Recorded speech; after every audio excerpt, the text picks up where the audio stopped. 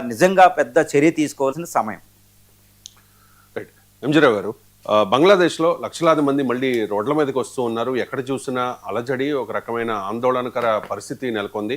అక్కడ యూనస్ ప్రభుత్వంపై తిరుగుబాటు స్టార్ట్ అయిన సంకేతాలు కనిపిస్తూ ఉన్నాయి. అండ్ బంగ్లాదేశ్లో చాలా మంది డిమాండ్ చేస్తూ ఉన్నారు, షేక్ హసీనా అవామీ లీగ్ని మళ్ళీ వచ్చే ఎన్నికల్లో పోటీ చేయించాలి అని చెప్పి అక్కడ బంగ్లాదేశీయులు డిమాండ్ చేస్తున్న పరిస్థితి. సో అసలు ఈ బంగ్లాదేశ్లో ఏం జరుగుతోంది? ఈ జరుగుతున్న పరిణామాలు భారత్కు లాభమేనా?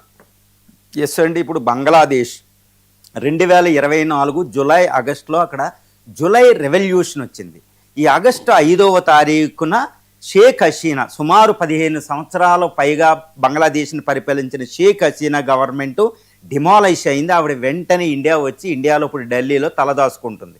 కానీ ఇప్పుడు బంగ్లాదేశ్లో ఈ జూలై డిక్లరేషన్ ప్రకారం ఇప్పుడు తాత్కాలిక ప్రభుత్వాన్ని నడుపుతున్న మహమ్మద్ యూనస్, నోబెల్ లారెటరీ, ఆయన వచ్చే ఫిబ్రవరిలో అంటే కేవలం 3 నెలల లోపే అక్కడ ఎలక్షన్ పెట్టబోతున్నారు బంగ్లాదేశ్లో.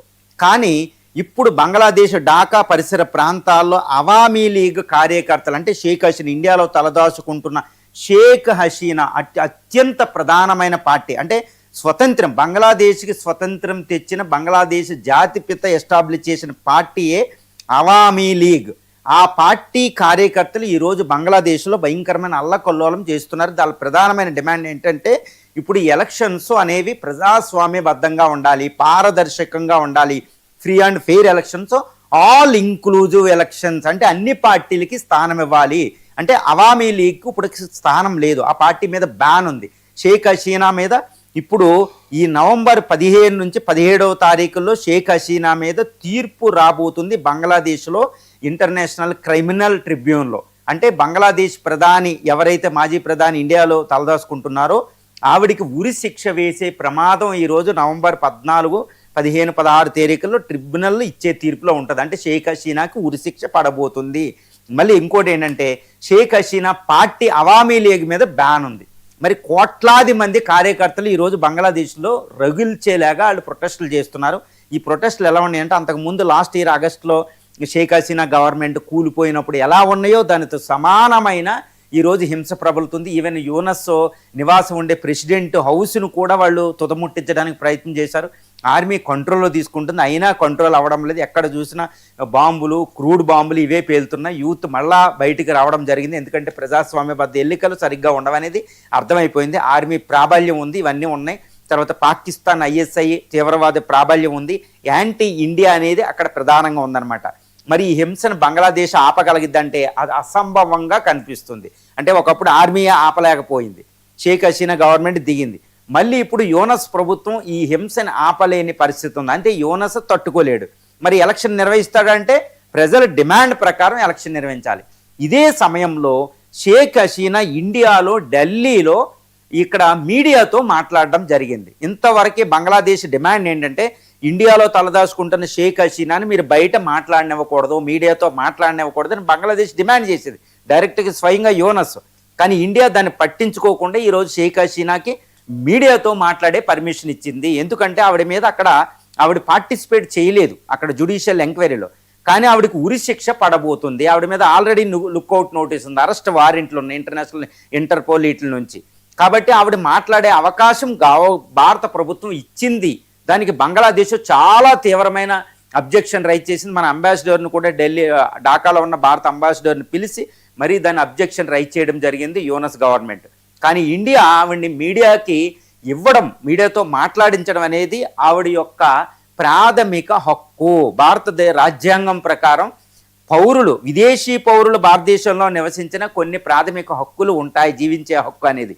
మరి ఆవిడ జీవించే హక్కు ఈరోజు బంగ్లాదేశ్ కాలరాస్తుంది. కాబట్టి ఆవిడ జీవించే హక్కు భారత రాజ్యాంగం ప్రకారం భారతదేశం ఇచ్చింది. విదేశస్తులు కూడా ఇవ్వచ్చు, భారత రాజ్యాంగం ఇస్తుంది. అది అంత గొప్ప రాజ్యాంగం భారత రాజ్యాంగం. ఇప్పుడు షేక్ హసీనా మాట్లాడేటప్పటికి అక్కడ హింస ప్రబలుతుంది అనేది బంగ్లాదేశ్ ఆరోపణ. కానీ అది హింస కాదండి, అది ప్రజాస్వామ్యబద్ధంగా అది ఒక డిమాండ్. మరి షేక్ హసీనా గవర్నమెంట్ని బంగ్లాదేశ్ రాణిస్తుందంటే అక్కడ హింసని ఆపలేని పరిస్థితి. ఆ హింసలో డిమాండ్ ఏంటంటే ప్రజల డిమాండ్ షేక్ హసీనాని బంగ్లాదేశ్కి అలౌ చేయాలి, ఢాకాలో అలౌ చేయాలి. అవామీ లీగ్ పార్టీ మీద బ్యాన్ తొలగించి వచ్చే ప్రజాస్వామ్య ఎన్నికలు ఫిబ్రవరి ఎన్నికల్లో అవామీ లీగు షేక్ హసీనాని పార్టిసిపేట్ చేసేటట్టు చెయ్యాలి అనేది ప్రధానమైన డిమాండ్. మరి ఈ డిమాండ్ని యూనస్ గవర్నమెంట్ అంగీకరించని పక్షంలో హింసను ఆపలేని పరిస్థితి. అంటే అది తప్పనిసరిగా షేక్ హసీనా ప్రభుత్వంపై, షేక్ హసీనా పార్టీ అవామీ లీగ్ మీద ఉన్న బ్యాన్ను తొలగించాల్సిన సమయం యూనస్ ప్రభుత్వానికి వచ్చింది. అది బంగ్లాదేశ్లో అసలైంది. ఇంకా ఆర్మీ సప్రెస్ చేయలేని పరిస్థితి. మరి దీని వెనకాల భారత ప్రభుత్వం ఏదైనా ఉందా? అజిత్ దోవల్ గారు ఏమైనా ఉన్నారంటే ఇండియా డైరెక్ట్గా ఇన్వాల్వ్ అవ్వదు, కానీ భారత ప్రభుత్వం అక్కడ బంగ్లాదేశ్ ఆర్మీ బంగ్లాదేశ్లో హింస ఆపిపెట్టి అణిచిపెట్టేయడం అనే దాన్ని భారత ప్రభుత్వంకి షేక్ హసీనా వెళ్ళడాన్ని భారత ప్రభుత్వం కోరుకుంటుంది. కాబట్టి షేక్ హసీనా మీడియాకి అలౌ చేసింది. అంటే భారత ప్రభుత్వం కూడా షేక్ హసీనా అక్కడికి వెళ్ళాలి, ఢాకా వెళ్ళాలి, అదేవిధంగా ఆవిడ పార్టీ అవామీ లీగ్ పార్టీ ఎన్నికల్లో పార్టిసిపేట్ చేయాలి అనేది భారత ప్రభుత్వం కూడా కోరుకుంటుంది. ఇదే అంటుంది, వచ్చే ఎలక్షన్లో స్వేచ్ఛాయుత వాతావరణంలో పారదర్శకంగా జరగాలి, అదేవిధంగా బంగ్లాదేశ్ రాజ్యాంగబద్ధంగా కొనసాగాలి, అన్ని పార్టీలను అలౌ చేయాలి భారతదేశంలాగా అని కోరుకుంటుంది. అక్కడ ఆల్రెడీ పెద్ద జైషీ ఇస్లామీ అనే ఒక పార్టీ, ముస్లిం పార్టీ మీద ఉన్న బ్యాన్ తొలగించి పార్టిసిపేట్ చేస్తుంది యూనస్ ప్రభుత్వం, అది ఉంది. తర్వాత స్టూడెంట్ జెడ్ మూవ్మెంట్ వచ్చిన స్టూడెంట్లు ఎన్సిపి అనే పొలిటికల్ పార్టీ అక్కడ ఉంది. తర్వాత Bangladesh nationalist party Khaleda Zia party అక్కడ ఉంది. మరి ఈ పార్టీలన్నీ ఉన్నప్పుడు అవామీ లీగ్ పార్టీ ఎందుకు ఉండకూడదు? ఇప్పుడు షేక్ హసీనా యుద్ధ నేరాలకు పాల్పడితే, చాలా మర్డర్స్కి పాల్పడితే, హింసకు పాల్పడితే ఆవిడ మీద చర్య ఉండాలి, కానీ ఆవిడ పార్టీ మీద చర్య ఉండడం రాజ్యాంగబద్ధం కాదు, అంతర్జాతీయ చట్టాల ప్రకారం కాదు. ఇందువల్ల భారతదేశం, యునైటెడ్ స్టేట్స్ అన్ని దేశాలు కూడా వచ్చే ఎలక్షన్లో అవామీ లీగ్ ఉండాలనే కోరుకుంటుంది. ఇది కూడా భారత ప్రభుత్వం డిమాండ్. అంటే షేక్ హసీనానే అవామీ లీగ్ని అక్కడికి వెళ్ళి తీరాల్సిందే. ఆవిడే ఎలక్షన్లో పార్టిసిపేట్ చేస్తే భారత వ్యతిరేకత అనేది తగ్గుతుంది, భారత వ్యతిరేక ప్రభుత్వం అక్కడికి రాదు. అంటే షేక్ హసీనా ఢాకా వెళ్ళబోతుంది. దీని వెనకాల ఇండియా కూడా చాలా జాగ్రత్తగా, ఒక ప్రజాస్వామ్యబద్ధంగా, అంతర్జాతీయ చట్టాలకు అనుకూలంగా అజిత్ దోవల్ వీళ్ళందరూ ఒక ప్లాన్ అనేది ఇంప్లిమెంట్ అవుతుంది. రైట్. ఇక